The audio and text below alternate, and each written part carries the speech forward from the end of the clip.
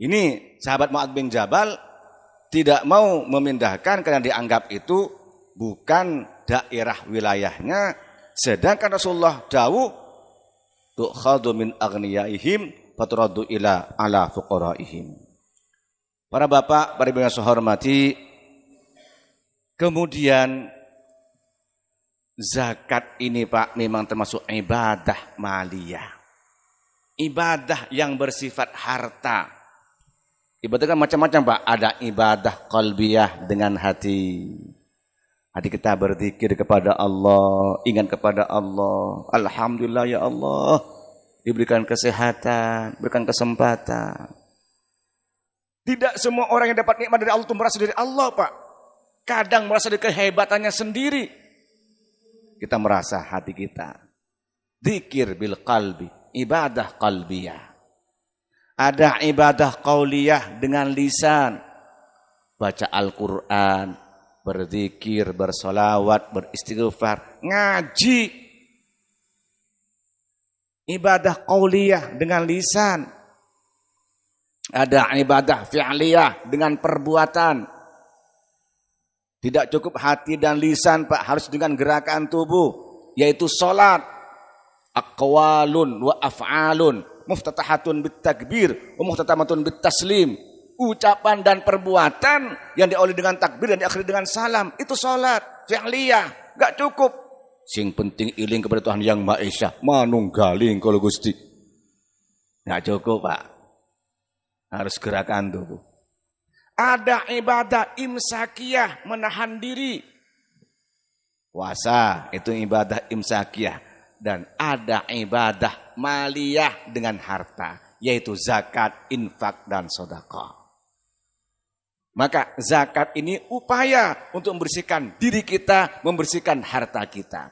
Dan ada ibadah yang syamilah, kamilah, mencakup semua itu ibadah haji. Mudah-mudahan kita semua dapat melaksanakan ibadah semua Pak nggih. Dengan hati kita, dengan lisan kita, dengan gerakan tubuh kita, dengan harta kita, dan semoga dapat melaksanakan ibadah haji. Amin ya rabbal, amin ya rabbal.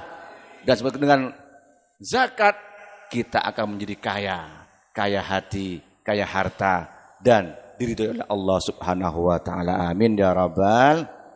Amin ya rabbal. Baik, sebelum dilanjutkan Pak, monggo barangkali ada pertanyaan kami persilakan.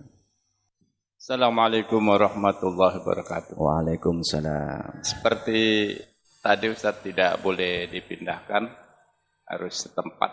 Kalau mengingat banyak darurat seperti ini, umpama kita serahkan kepada JIS atau ini konpet duafa umpama orang yang banyak supaya tidak terjadi seperti yang sering kita saksikan itu, ada sampai yang mati.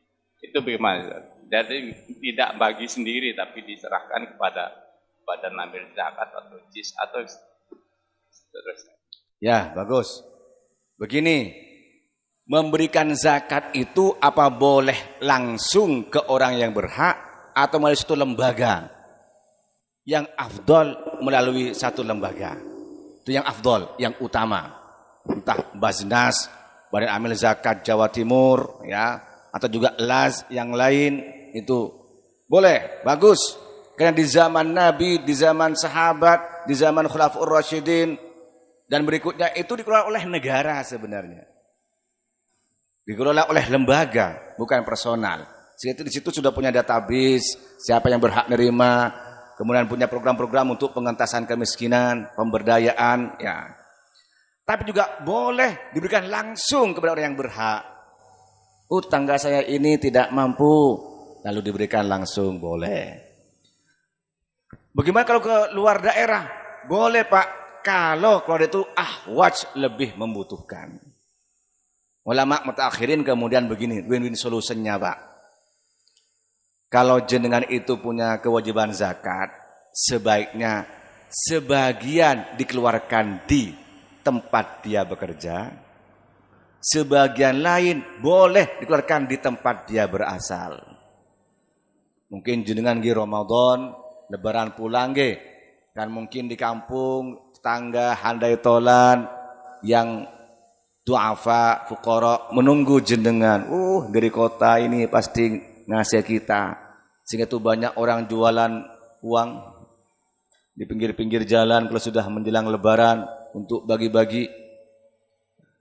Itu boleh Pak ke daerah asal jenengan. Kenapa? Saya pikir di desa itu ahwaj lebih membutuhkan. Tetapi sebaiknya juga sebagian jenengan sudah dikeluarkan di Surabaya. Berapa nominalnya? Terserah. Apa lebih banyak yang di desa atau di Surabaya? Terserah. Kalau dikira di desa itu lebih banyak membutuhkan, enggak apa-apa walaupun lebih banyak. Namun biar kewajiban di daerah tempat cari harta juga mengeluarkan zakat, dan di daerah asal itu juga dapat merasakan pemberian jenengan, maka sebenarnya itu win-win solusinya itu dibagi dua. Sebagian keluarkan di tempat mencari harta, dan sebagian itu di tempat dia berasal. Tunggu, monggo Bu, jenengan Bu. Assalamualaikum warahmatullahi wabarakatuh. Waalaikumsalam. Ustadz, misalkan ada satu tempat penerima zakat Ustadz ya, pada waktu Ramadan. Kemudian sudah dibagi-bagikan, masih ada yang memberikan zakat sampai habis waktu bulan Syawalnya. Mungkin bisa sampai ketemu Zakat fitrah, Pak. Zakat mal. Zakat mal. Ya, zakat mal. Itu bagaimana Ustaz? Boleh apa tidak boleh? Nggih. Terima kasih. Assalamualaikum. Terima kasih, bagus. Ini kadang-kadang yang perlu dijelaskan ke masyarakat. Kalau zakat mal, zakat harta tidak nunggu Ramadan. Kapan saja yang Ramadan dan Idul Fitri itu zakat fitrah atau zakat fitri, yaitu mulai awal Ramadan sudah boleh sampai pagi sebelum sholat Idul Fitri. Kalau zakat fitrah, kalau yang beras itu Bu.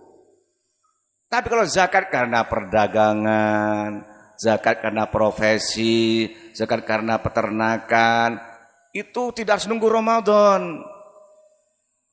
Bagaimana? Dihitung haul setahunnya. Oh, jenengan itu mulai mencapai satu nisab dalam dagang itu awalnya bulan Rabiul Awal. Ya nanti zakatnya Rabiul Awal lagi. Rabiul Awal lagi. Walaupun boleh ditakjil, diawalkan di bulan Ramadan karena untuk mendapatkan fadilah Ramadan. Dapat keutamaan Ramadan itu boleh. Tapi andaikan Ramadan enggak mengeluarkan zakat bulan Ramadan, nanti haul saya kan bulan Maulid, nunggu Maulidan, enggak apa-apa. Sah dan baik itu. Jadi tidak harus Ramadan semuanya.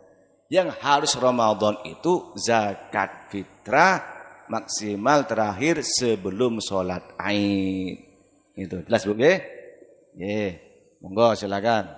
Assalamualaikum warahmatullahi wabarakatuh. Waalaikumsalam. Tanya ini Ustaz, ada seseorang menabung di bank di mana uang ini khusus untuk pergi haji. Ketika sampai satu nisab, wajibkah uang yang untuk ibadah haji ini dizakati? Mohon penjelasannya Ustaz. Assalamualaikum warahmatullahi wabarakatuh. Waalaikumsalam. Kalau simpenannya itu disimpan sendiri, belum dibayarkan, ya wajib dizakati sampai setahun. Nama itu termasuk yang menyimpan uang. Alladzina yaknizuna dzahaba wal fiddah. Orang yang menyimpan emas dan perak, termasuk uang yang seperti emas dan perak ini, kalau disimpan sendiri mencapai senisab. Berapa senisabnya itu? 20 miskol. Ketika dibandingkan dengan emas, ada yang 85, ada yang 90, ada 92, ada 96. Yang dikasih standar di bas itu 85 gram. Dikali sekitar 400-500 ribu, sekitar 42 juta.